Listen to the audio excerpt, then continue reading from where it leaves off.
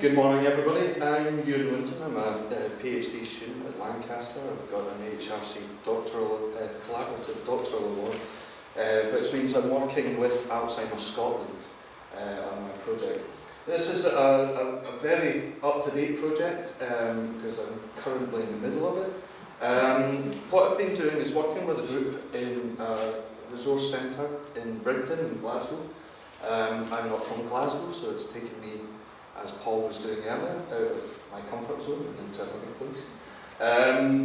And this is a picture that was taken by one of the people involved in this project.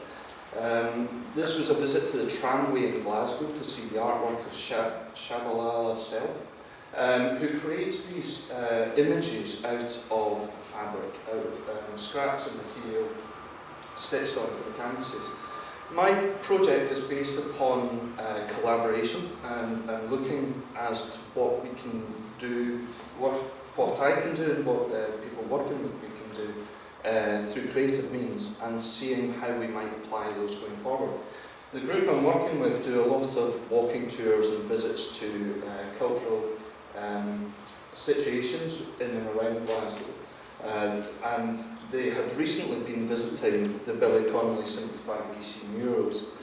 Combining the two visits, I started to think about how we might develop something new. Winton originally had quite a lot of textile industry in and around the centre, and I thought, well, maybe there's something we can look at here. The approach that Shabalala herself has to creating images, and the fact that the group had been out to see Billy Connolly, that 75 BC, the celebration of Billy Connolly's 75th year is ongoing currently. Originally, the idea was maybe to create posters or artworks that might promote what's going on in the local community. So what we had discussed was that actually the images that were shown of Billy Connolly were not maybe the most iconic. And the group decided that we should maybe try to start to make something that is much more as the public know him. So these images that have been created here were all parts of the workshops that were done. What we had was templates, and then four different groups of fabric textile patterns were brought together. Some of the Turkish Red, which was originally produced in Brighton in the 1850s. Then there was the works of Charles Rennie Mackintosh, timorous beasties, who have been around and quite iconic for the last 20 odd years, and an up-and-coming local fabric designer, pattern designer, whose my name is going to completely out of my mind. We'll get that in a second. But the whole idea was there was these little elements of pattern reproduced and used to create images of Billy Connolly in this form of Shabalala herself. The participants had 16 different variations for every single part. Initially, I thought the group would produce a single item on a single sheet of paper. Well, that didn't happen. That changed very quickly. But what was lovely was the way people were making decisions about colours, patterns, and relationships that they wanted. In this example, so we'll come. Laura Spriggan was the other artist.